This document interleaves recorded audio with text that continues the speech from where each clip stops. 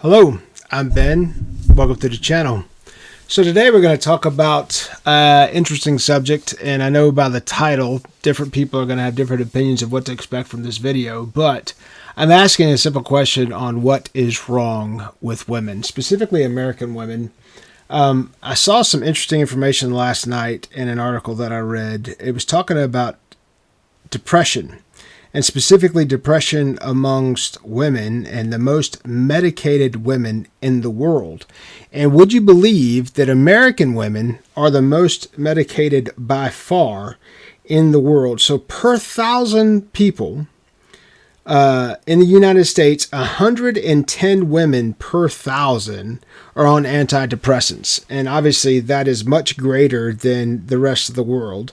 Iceland is next, followed by Australia, Canada, Denmark, Sweden, Portugal, the United Kingdom, Finland, Belgium, Spain, Norway, Luxembourg, Slovenia, Germany, France, the Czech Republic, Netherlands, Italy, the Slovak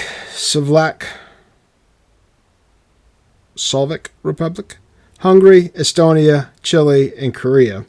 And Korea goes all the way down to 13 per 1,000. But America, it's 110 per 1,000 women that are on antidepressants. So the number one answer to the question that asked, what is wrong with women in America specifically, one is going to be they're well over-medicated.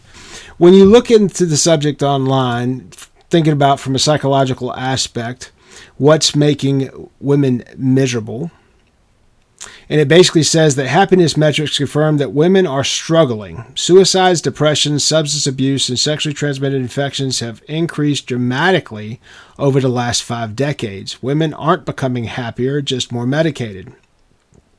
A 2020 Pew Report showed that over 50% of liberal white women under 30 have some sort of mental health issue. Guys, think about that. That's insane. 50%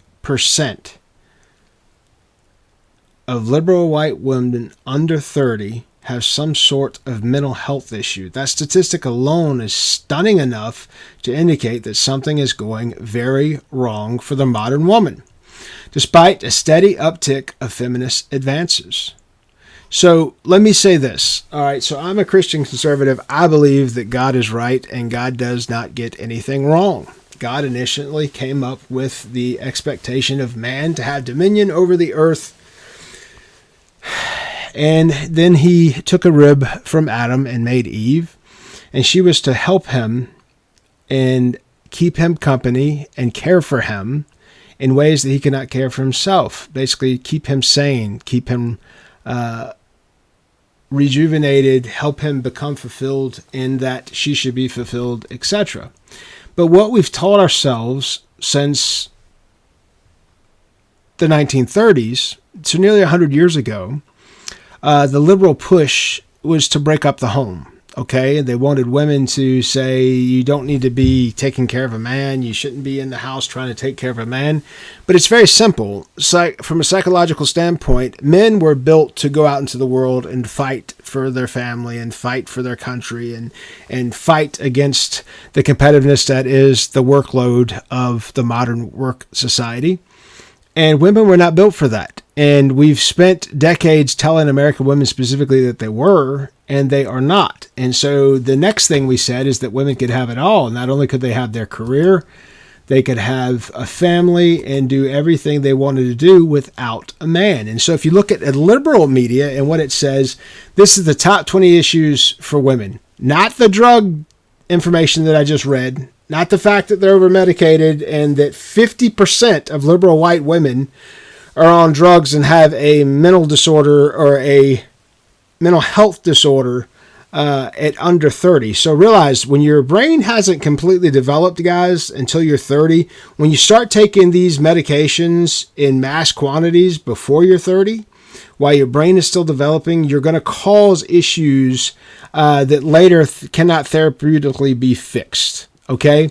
And so what the liberal media wants you to believe as a woman, the issues are unequal pay, racial injustice, gender-based violence, inadequate health care, threats to reproductive rights, lack of education, food insecurity, climate change, unequal political representation, and discriminatory social institutions. Next is human trafficking on that list. It's wild to think that we've have so much data from the last 3 decades, and for some reason we don't read it out loud. Okay? Women are in bad shape right now because they're doing things that men were intended to do. All right?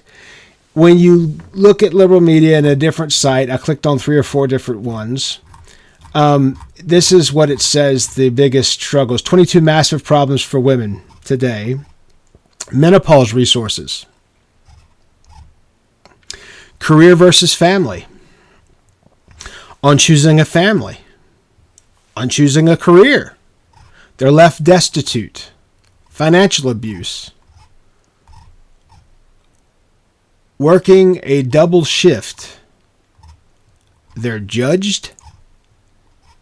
They're not taken seriously. Women's pain. A world itself is designed for men. So here's the thing. We take women, we put them into the men's viewpoint, into the man's role, and they have a difficult time and cannot compete there, and then we telling them that it's because the world itself was designed for men. It's not that the world itself was designed for men. It's that the role women were designed to do by God and nature. If you turn around and look out the window at every other creature on earth, the roles are very clear. Women do certain things. And if you want to go very far and look at a society that is matriarchal, and you look at whales, you look at elephants, those societies are dominated by women. And the most important roles still in those societies are the upbringing of the young and the feeding of the family. Okay, that's what the matriarchal societies came up with, that they do naturally. And so we see that women in America specifically have been thrown into the races, and they're expected to compete as men, and it's killing them. Okay? Whether they want to say it or not, it's killing them. And women, let me ask you this. Why on earth do you want to go work 40, 50, 60 hours a week at a job when no man wants that from you?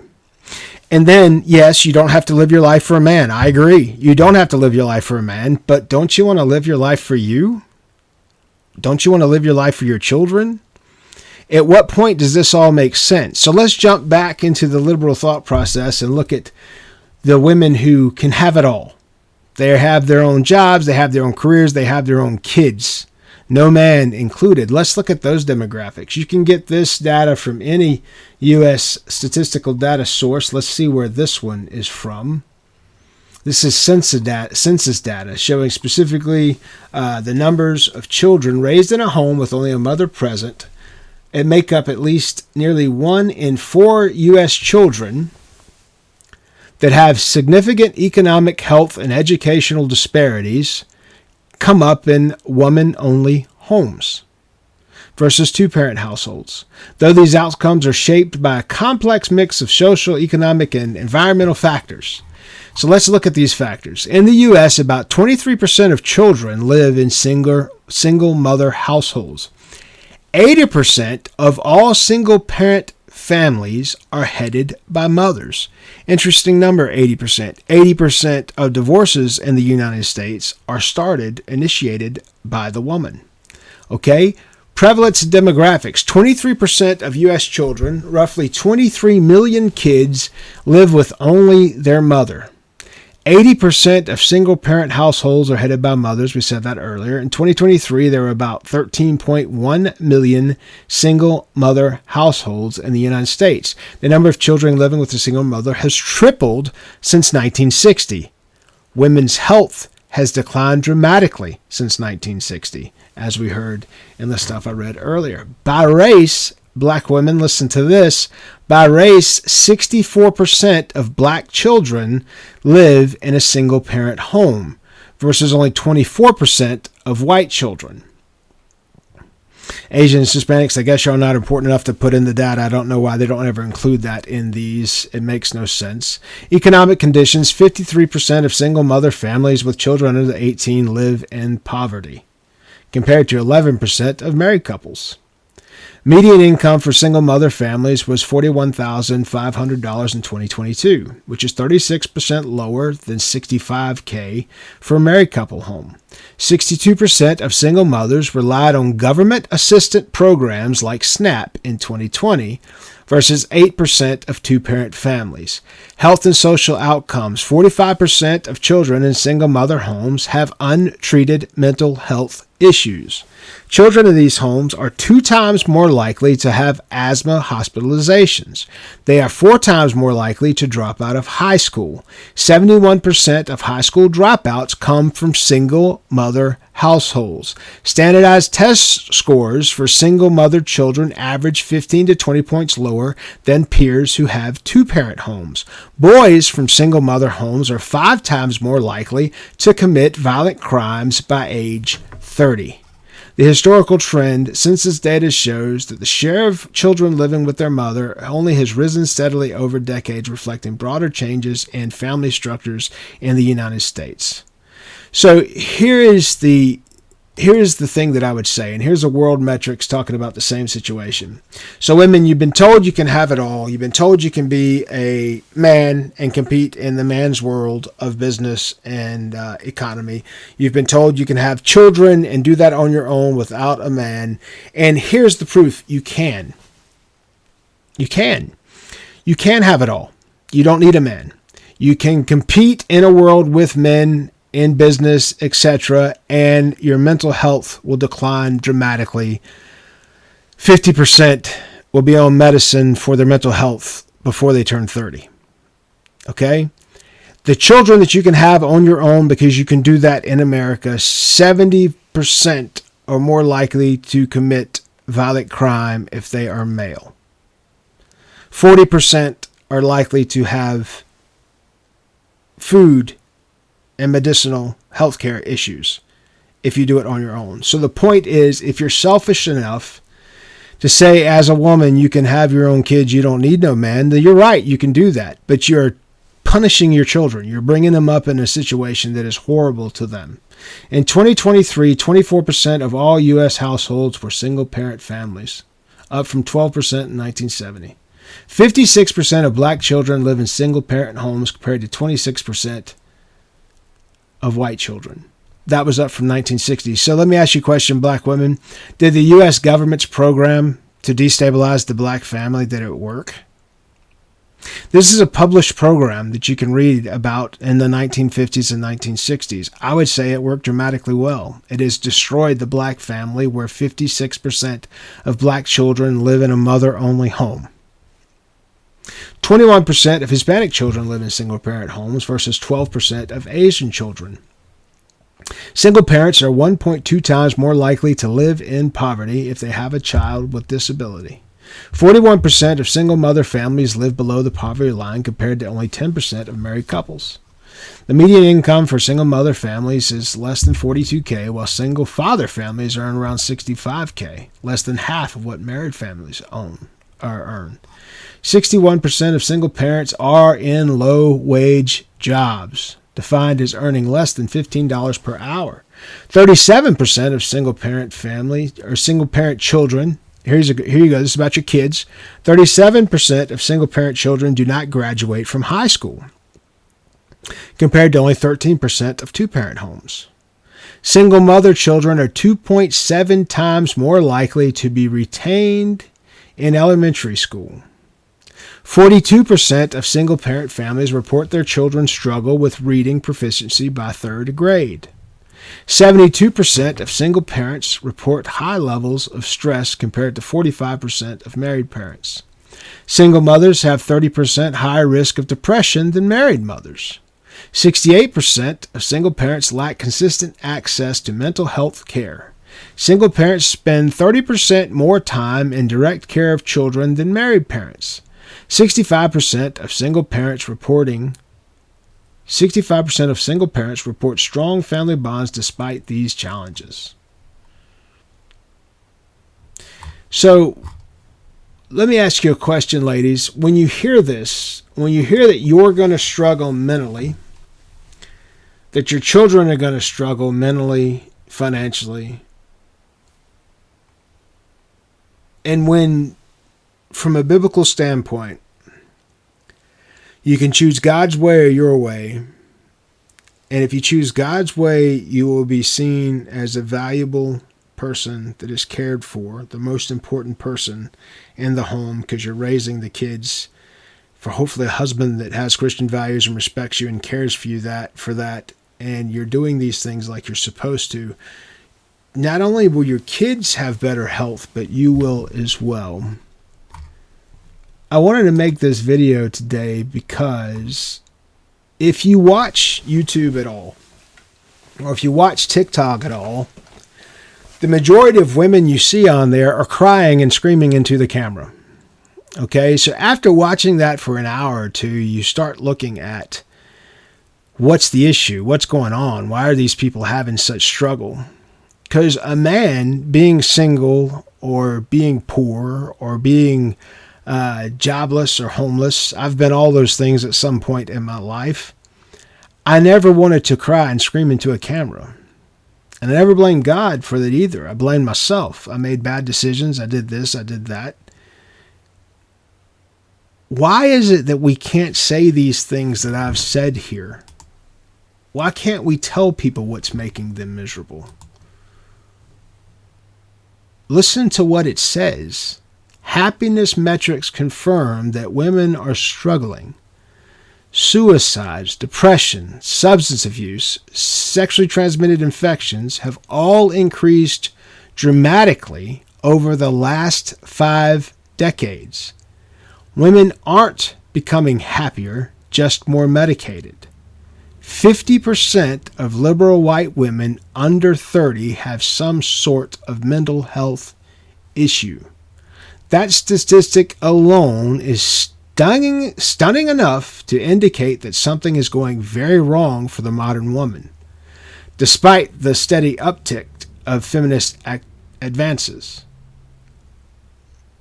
And this is a woman who wrote this. It said she recently had a dinner with 2 friends who worked for a crisis pregnancy center.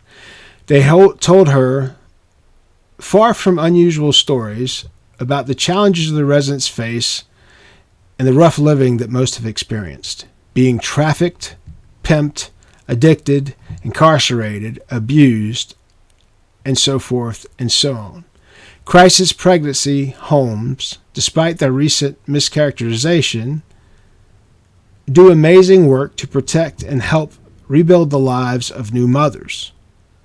But it's striking to consider that we as a culture do precious little to help women to avoid these troublesome situations from the beginning. It's only when women get so far down this road and in this much trouble that mentoring women can step in and say something has to change. And who will listen? Most American women with money and degrees and connections will never hear that our culturally prescribed feminist lifestyle is the source of their unhappiness, of their struggles, and their feeling of emptiness. It seems that we allow women to free fall into truly awful states without even so much as quickly a spoken warning of side effects which are required by pharmaceutical commercials. Imagine what that might sound like. Side effects may include sexually transmitted disease, debilitating depression, loneliness, despair, substance abuse, and suicide. The regenerate belief is that human nature is plastic enough that we can do whatever we want, consequence-free. But so many devastated lives paint a far different picture. The progressive solution, which has been cycling around for decades, has been to shore up problems with more government assistance and programs. This unintentionally dystopian portrait brought up during the Obama administration was meant to let us know that the government is here to supply our every need from birth to death without placing any kind of demands on our behavior. Rarely is a suggestion made that women who sold such a poisonous lifestyle and the behaviors implied in that lifestyle would actually need to be changed. Instead, we have a steady diet of articles such as safety, how-to tips, more how-to, summer camp gave me the freedom to explore my queerness, Teen Vogue, which is marketed to a young person's guide to saving the world, college freshmen are now being oriented to life in a new way home, and it goes on and on and on and on and on and on. So let me say this. I've been lucky enough in life to have known women from many different lifestyles. And I've got to say this. The women that were brought up by Christian men in Christians' homes where they were safe, they were taught that the Lord is near the brokenhearted, and he saves those that are crushed in spirit. That's Psalms 34:18. And these trafficking things are very big. 56 just last month. 56 were arrested in a major North Texas human trafficking operation in North Texas. It's made Texas news. They were all trafficking women.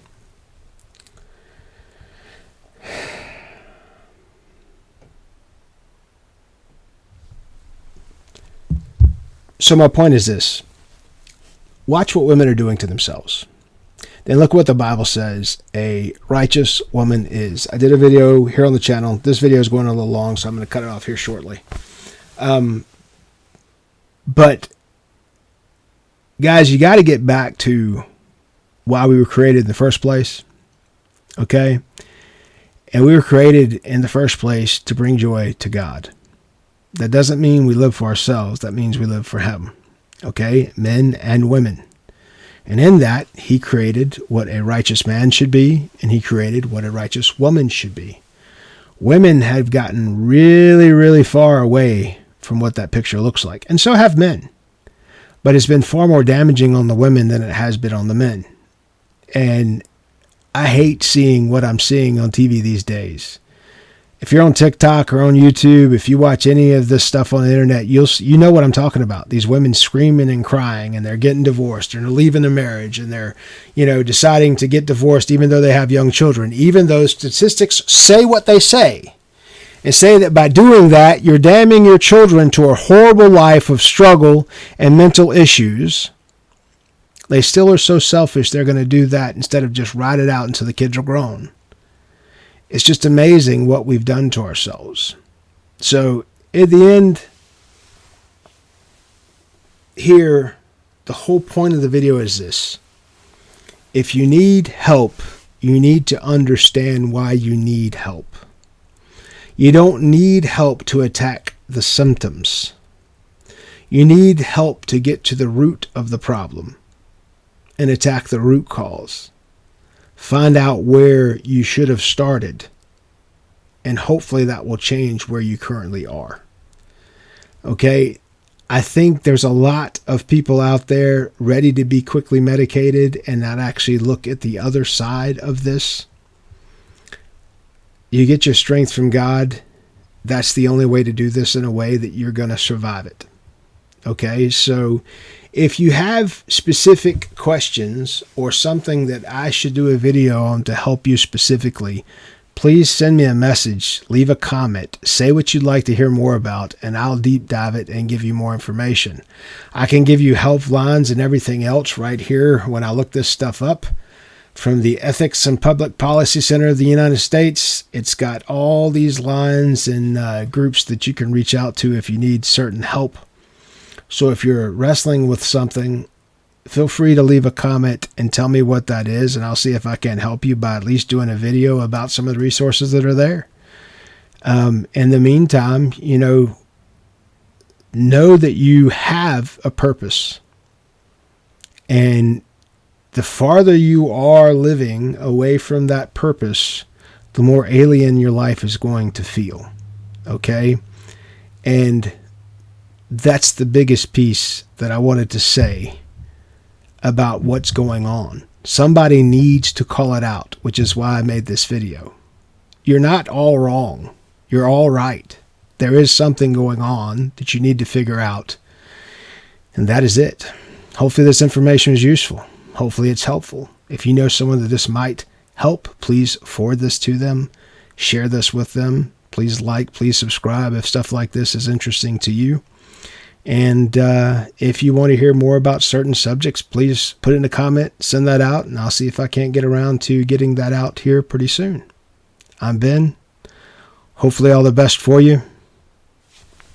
Be good.